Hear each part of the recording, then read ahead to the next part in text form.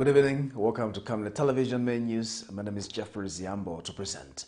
Our top stories in the news tonight. Government heightens efforts to rescue miners trapped at SESELI mine. The Lusaka City Council demolishes illegal structures in downtown area. MAZABUKA residents complain over severe water shortages. In international news, East African forces in DRC to begin retreat. And in sports news, CHIPEPO gets first home victory for Forest Rangers. These are more stories coming up after this short break. Water is life. Each drop counts and each must be cherished. Our tried and tested product meets all international standards. With our smart drip technology, we aim to deliver precision irrigation designed to reduce blockage and wastage, ensuring a high yield.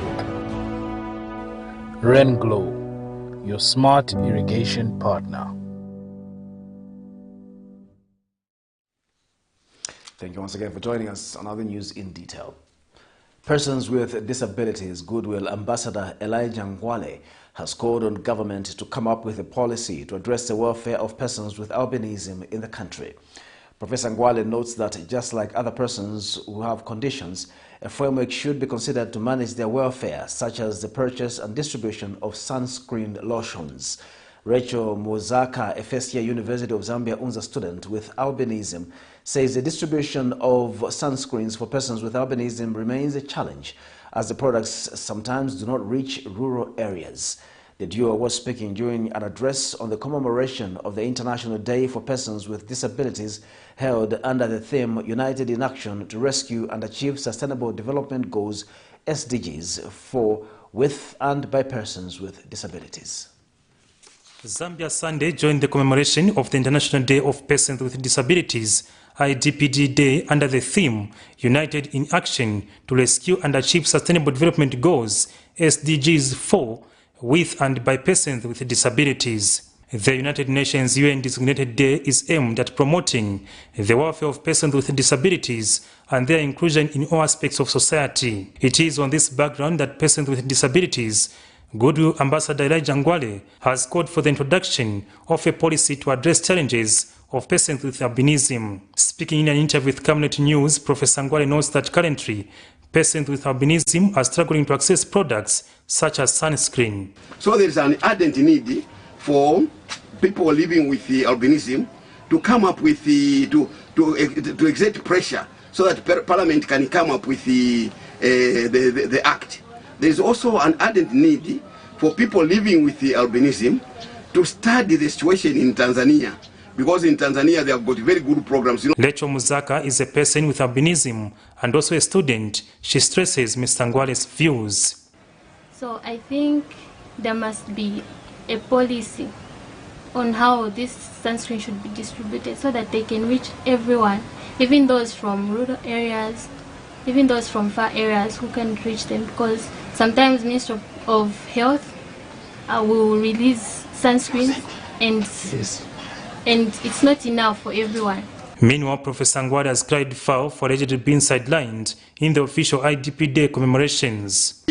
You were supposed to invite me. They don't invite me.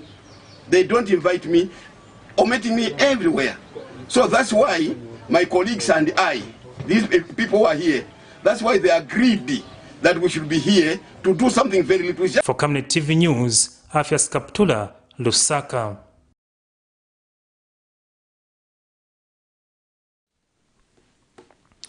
Residents of Manachingwala Chiefdom in Mazabuka district of Southern Province are raising concern over a severe shortage of clean water, forcing them to resort to using water from shallow wells which they are sharing with animals.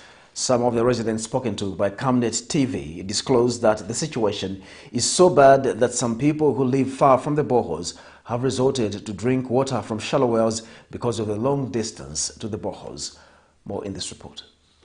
Residents of Manachingwala Chiefdom in Mazabuka District, Southern Province, are raising concern over a severe shortage of clean water. The residents in this chiefdom are grappling with a pressing issue. Many households here are experiencing a lack of access to clean water, compelling them to rely on well water that is also being shared with animals. Some residents spoken to say it is a daily struggle for them. The water from the well is often muddy, and they have no option but to share it with livestock. They say it is not just inconvenient, it is a health risk for their families too.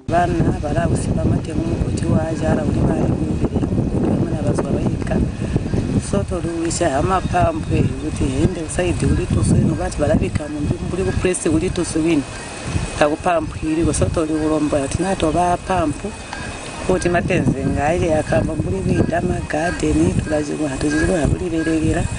nenda makunya maboto ngatatu bama wazimanja anje muri doti nditujana mumigoti mabara usipamate bana bajana gisamo banyigi yapanza ama days menda tawa kunya abo twanunka abo hisamu yabaso abana babo yosubana kama mukotoli hi European. As residents grapple with this issue, the community hopes that swift action will be taken to ensure a clean and reliable water supply for all.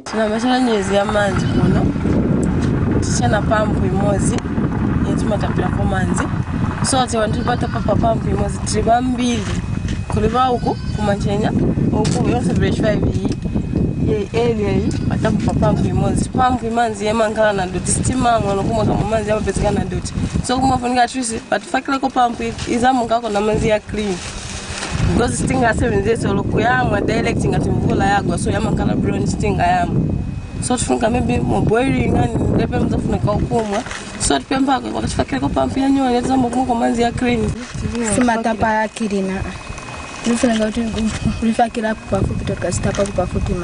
Local authority acknowledged the issue and assure residents that efforts are underway to address the water shortage. However, a comprehensive solution might take time. Some of the clinics and some of the schools, but schools we have, there is water, but only 1 or 2 clinics, we don't have enough water. Actually, we are appealing to the government that those, more especially the health posts, which were recently built, some of them, they were dry boreholes, so they up to now haven't received any boreholes on them. So we tried to rob from the CDF, but we haven't yet put up those pumps. So we're appealing if those components from the government could come to maybe to try to help us with the water. Miriam Kaimba reporting for Camnet TV News.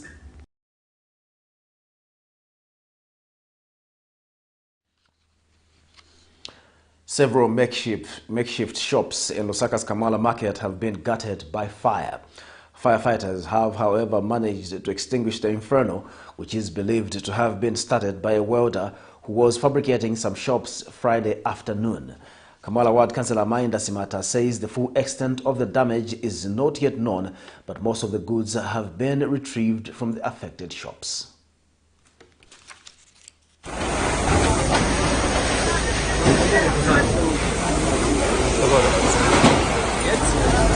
This fire is believed to have been started by a spark that was caused by one of the people that was welding. So currently the firefighters from Lusaka City Council have managed to quench the inferno, and as you can see all around me are goods which were salvaged from the fire. So we do not know the extent of the damage, but most of the goods have been salvaged. Most of them are intact. And we will wait for a full report from the firefighters to establish really what caused it. For now, there are just speculations that the fire was started by somebody that was welding. And I wish to thank the firefighters for having responded quickly. And right now, I can confirm that the fire has been put out. So more details will be shared on actually what transpired here. I think there's a block of about 25 shops, makeshift shops, that were affected. The Lusaka City Council, LCC, has demolished more than 100 makeshift structures in Kamala area near Universal Church. LCC Public Relations Officer Chola Mwamba says the structures were constructed without permission from the local authority, warning that illegalities will not be tolerated in the city. Meanwhile, some affected traders have bemoaned the move by the LCC to demolish their structures as they bought the spaces from suspected United Party for National Development UPND cadres at 5,000 kwacha each. One of the affected traders, Graxel Sikamba, says the council could have notified the traders before moving in to demolish to enable the group salvage their merchandise. Lusaka City Council LCC has confirmed carrying out the demolition exercise. More in the following report. Lusaka's Kamara area opposite Universal Church has seen an influx of traders following the removal of vendors from the Central Business District CBD on July 18, 2023. The Lusaka City Council LCC has, however, moved in Saturday night, demolishing over 100 structures, including some that were under construction. A check by Camnet News crew Sunday found traders salvaging materials from demolished structures as police kept vigil of the situation. Speaking in separate interviews with Camnet News, the aggrieved traders expressed shock over the situation, disclosing that the spaces were bought at huge sums of money.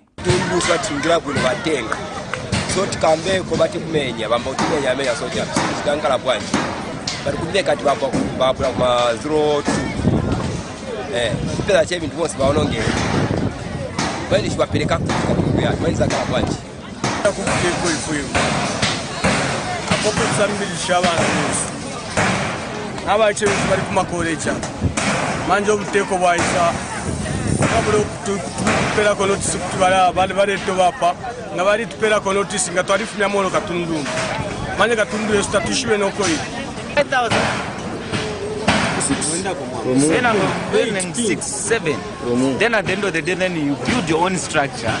You are sleeping. Someone comes with a excavator.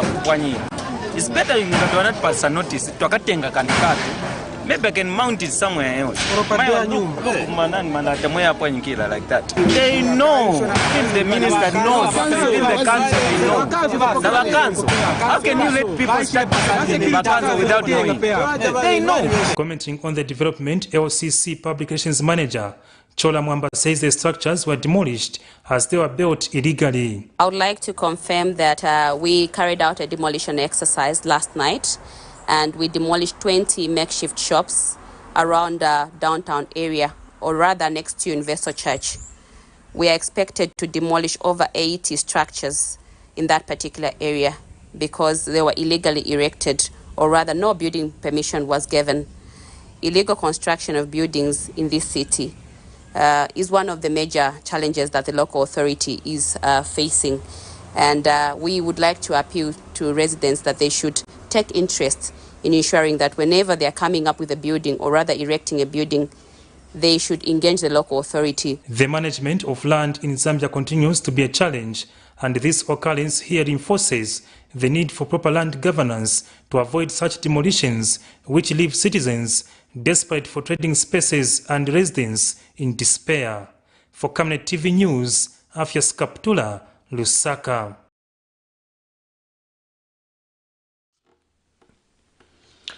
Vice President Mutale Nalumango says search and rescue efforts in the SESELI mine accident in Chingola district have not located any of the trapped miners, and their condition remains unknown. In the national address statement, Ms. Nalumango, however, says there is progress in removing debris from the 3 sites, and the Search and Rescue Command Center at the accident site remains fully activated and operational. She has assured the nation of a robust and well-coordinated response to the disaster in line with the disaster management architecture of the country. Ms. Nalumango says the National Disaster Management Council is fully aware and involved in the activities related to this accident, which also includes provincial and district levels. She adds that the search and rescue team has been on the site of the accident since Friday with the sole purpose of ensuring the safety and well-being of the affected people. Ms. Nalumango has since called on citizens, the private sector and the government to unite in support of the search and rescue operation in solidarity with all the affected families and the trapped miners. She has emphasized the need for safety measures within the mining sector. Meanwhile, Zanis reports on what transpired for the miners to be trapped. From the time a report was made that several miners have been trapped under the ground, where they were mining copper.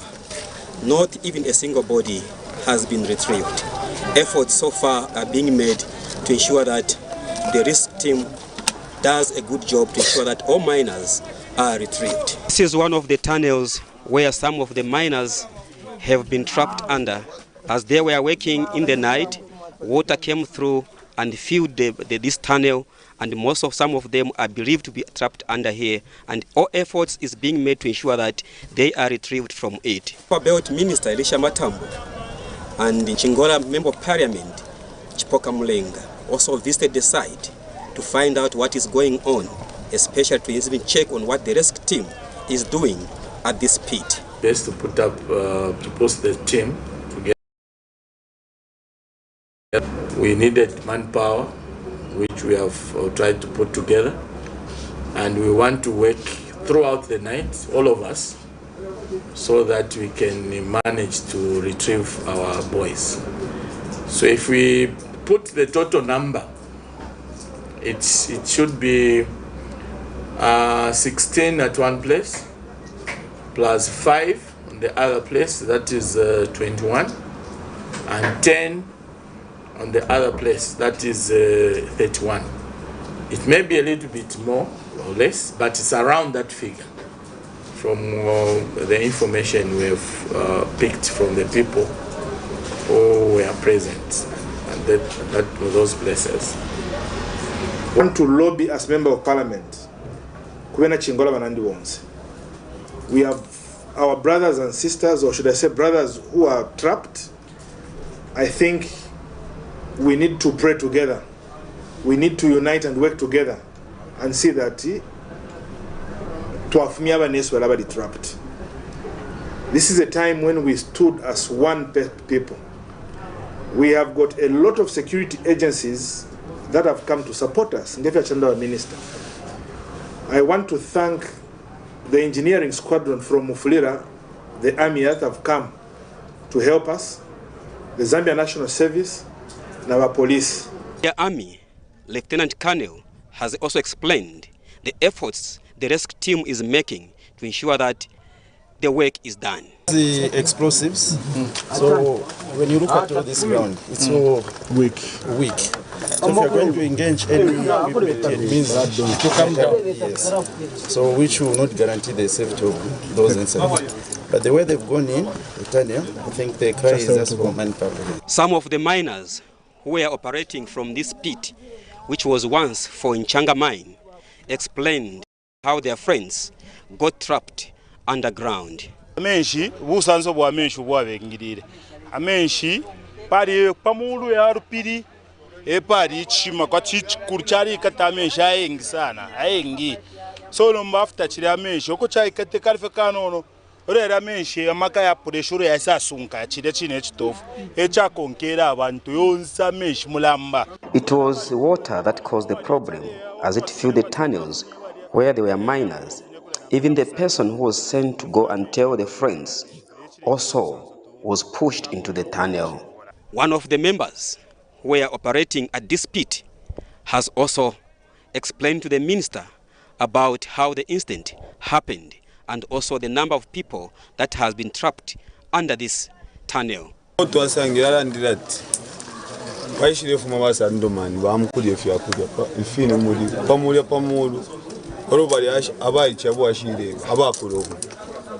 said that, but I mean, I said that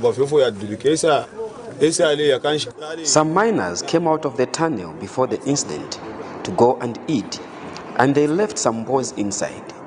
They were just surprised to see the water have already filled the tunnels when they came back. There were about 3 tunnels at the time of this incident, and in all these tunnels there are miners that have been trapped, and all effort is being made to ensure that they are rescued from these tunnels. Tovini Ngombe, Zanis, Chingora District. The Young Women in Action has called for the re-establishment of the Ministry of Gender and also advocates for the establishment of the Gender Equity and Equality Commission. Association Executive Director Vesa Mwansa says this will help in attaining gender equality in the country. Meanwhile, Ms. Mwansa has emphasized the importance of the 16 days of gender activism against gender-based violence. This year's theme is Unite, Invest to Prevent Violence Against Women and Girls. Well, we are part of the women's movement, so we are strongly advocating for the re-establishment of the Ministry of Gender, but also we are advocating for the establishment of the Gender Equity and Equality Commission. We know that with the Ministry of Gender in place and the Gender Equity and Equality Commission, then we'll definitely be able to attain gender equality. Creating a safe environment for young women and the girls. Secondly, what legal and policy frameworks need to be strengthened for us to be able to adequately respond to cases of gender-based violence. And lastly, also investment in the areas of education, in the areas of health, and any other aspects that impact on the lives of young women. A civic leader in Kazungula district of Southern Province is concerned with the government's effort to drill many boreholes in his ward, that it is a waste of resources because of high salinity levels making water taste salty. Sikaunza Ward Councillor Oscar Sililo says everyone relies on one borehole at the clinic which has fresh water but is not enough to service 32 villages. He explains that the government has put efforts into drilling boreholes in his ward, but all contain water with high salinity levels, while other newly drilled ones emerge as dry boreholes. Meanwhile, Kazungula Town Council Director Fortune Chileshe says the government is working tirelessly to spread resources to address the water, sanitation and hygiene situation. Kupata ba mezi kuli government mane bakona kulutusa sibakensa mezi kwa nduluzu ngoma 05 then alukatozo kona ngoma 6 kona kuya kwa school alukayozo kwa school ngoma 16 luta kwa siboltozo ngoma 19 so ne lukupa kuli mwendi ba government bakona kulutuseleza sibakensa butete ulukumana kwa mezi. And maybe the challenge is too big because around this school we have about 32 villages, and all of them at the moment they are relying on this same salt water, which we are just using it for washing plates.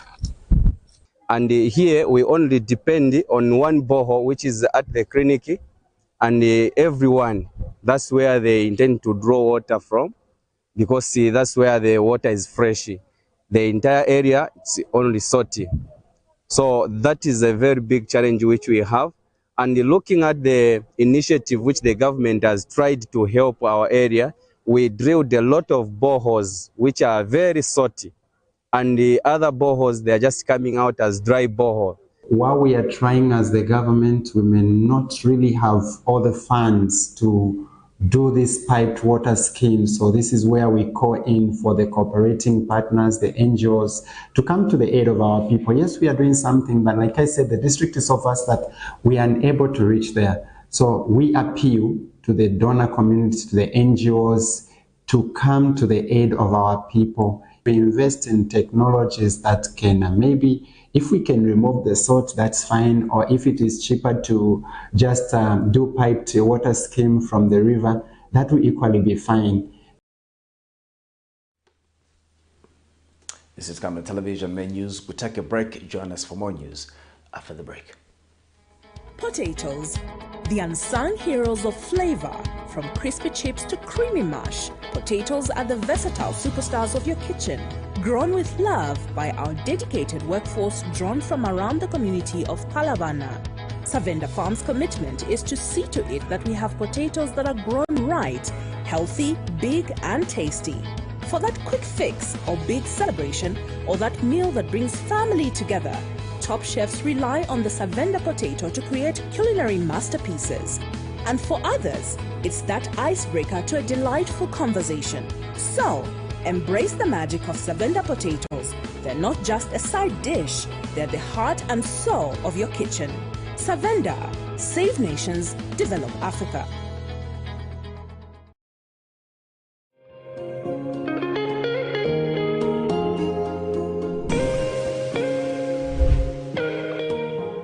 Introducing Darren B, a touch of class. Are you looking for the perfect place to elevate your style and glam up? Look no further. Darren B Touch of Class is your one-stop destination for hair and makeup transformation. Walk into Darren B and walk out feeling like a star. Your transformation starts here.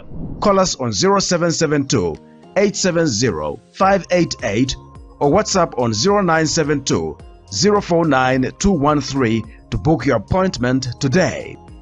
Payments are made via mobile money or point-of-sale machine. Strictly no cash payments. We are located along Mossy Road in Ibex Hill, 4th close on the left after Kalikiliki Police Post. At Darren B, we pride ourselves on our team of dedicated and trained personnel ready to pamper both women and children. Darren B is open 7 days a week from 0720 hours to 1740 hours. From trendy hairstyles and stylish makeovers to flawless makeup, we do it all. Darren B, a touch of class. Camnet television main news continues.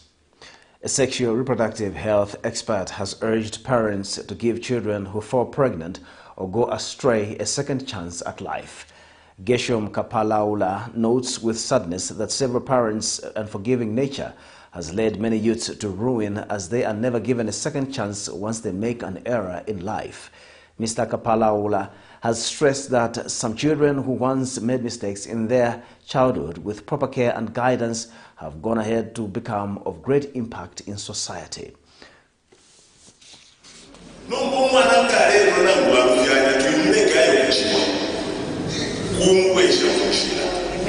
would have said a lot of things, but because of what I've lived and seen in my life,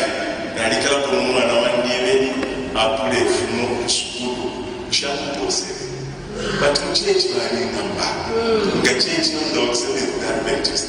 I didn't even see and find consolation in the change that I believe would console me. And when you church for 20 years, you don't even know your child. They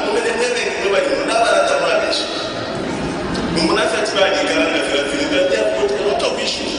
So let's correct with love. Not that we should just allow things happen. How? The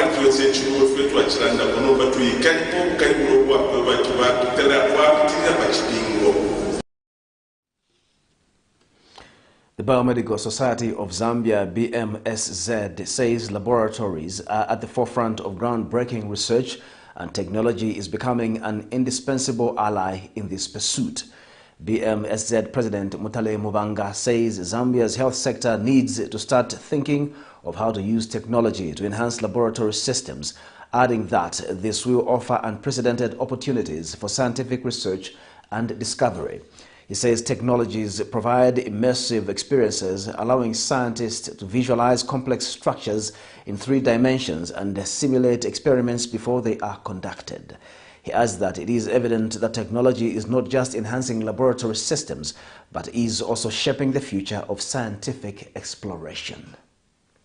The government now needs to do is to start building capacity, working with societies like ours, the Biomedical Society of Zambia. We look for solutions of how we can enter into either partnerships with manufacturing companies or even strengthen local manufacturing, so that drugs, laboratory reagents, to the greatest extent possible, are manufactured here. Then we're going to ensure health security for our people. And then, in line with this same theme of strengthening laboratory medicine, we are deliberately putting up a conference in December, which is going to look at how we can use technology to enhance laboratory systems. Because the current challenges that we are facing, health challenges that we are facing, cannot be solved to the same efficiency if we were not using technology. So again, we have invited speakers from across the world to try and to come and share their experiences and how they are using technology, for example, to interpret results correctly, so that we all ensure accurate diagnosis. We'll be bringing together laboratory experts, industry leaders, as well as regulators and people in the tech world, so that we look at solutions of how we can then use technology, the emerging technologies, from artificial intelligence to the computers that we have to phones, to make sure that the laboratory systems are strengthened, because they sit at the center of healthcare. And as I said in the beginning, labs need to get their act together. And this will require deliberate effort on the part of government to fund equipment purchase. We need infrastructure. We'll take our second and final break. We have international and sports news after the break.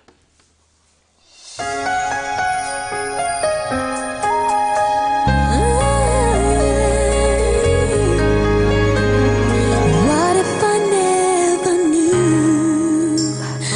What if I never found you?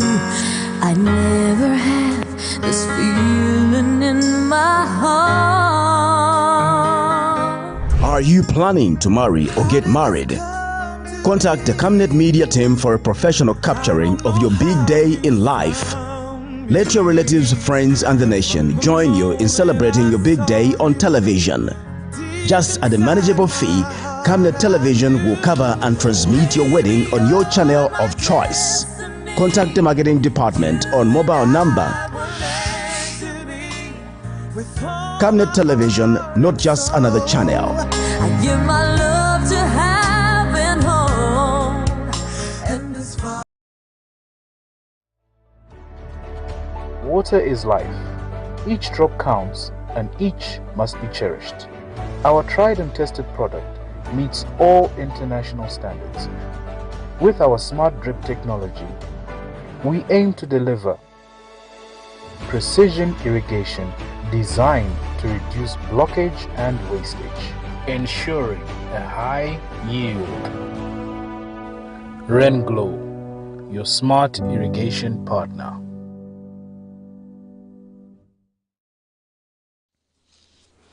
Welcome back. And now in international news, in a significant development, the regional force of the East African Community, EAC-RF, viewed as ineffective by Kinshasa, has initiated its withdrawal from the Democratic Republic of Congo, DRC, after opting not to renew its mandate.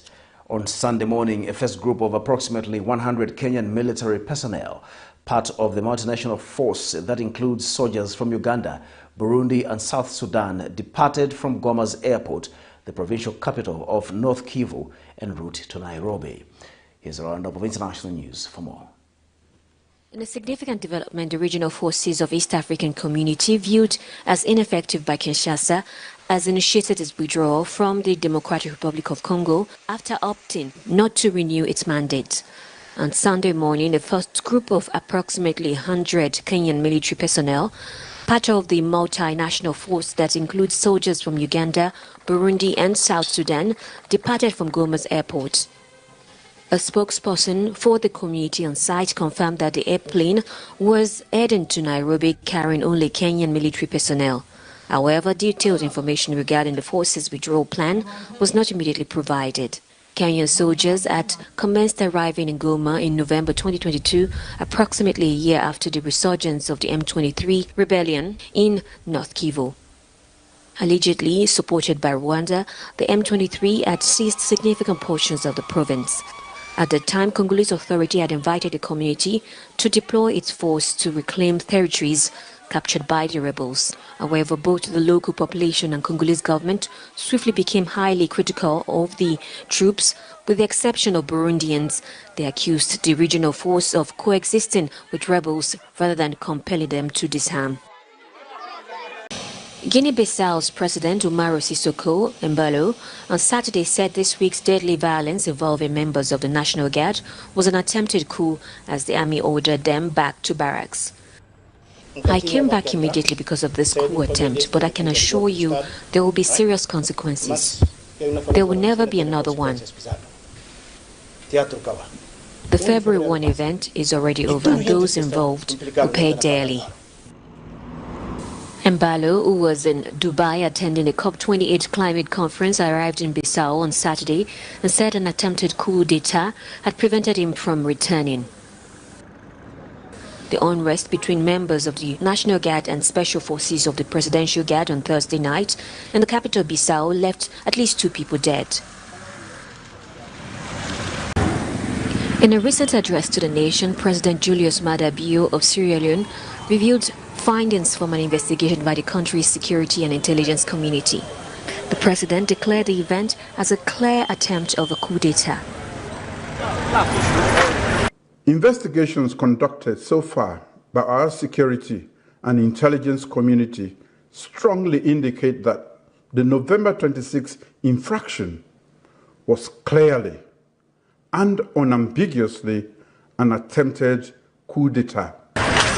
The unrest sparked fears of another coup in West Africa, where Mali, Burkina Faso, Niger and Guinea have all experienced coups since 2020. President Biyo on Monday received high-level delegation from ECOWAS. Their action was premeditated and coordinated and was executed to unseat the democratically elected government by violent and unlawful means, topple constitutional order, and reverse our decades of investment in peace and democracy. As Sierra Leone grapples with the aftermath of the attempted coup, President Biyo's address seeks to reassure the public that the government is resolute in maintaining law and order. The attempted coup will therefore be dealt with by my government purely as a law and order issue, not a political, tribal, or religious matter. Therefore, let all be rest assured that we will follow the evidence wherever it leads us. President Biyo himself led a coup in the 1990s before handing over power and returning to politics as a civilian years later. The clashes left 21 dead, including 14 soldiers and 3 attackers. 13 soldiers and 1 civilian suspected of being involved in the alleged coup attempt are in detention.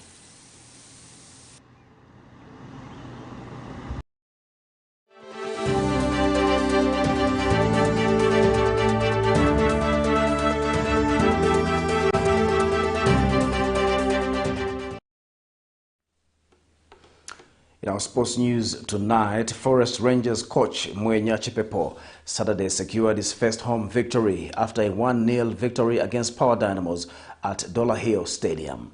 CHIPEPO was unveiled as Forest Rangers coach late November after agreeing to a 30-month contract. The new head coach seemed to have found his winning formula 2 weeks after taking charge of the team from Power Dynamos. The match got off to an exciting start with the home team taking the lead 16 minutes into the game.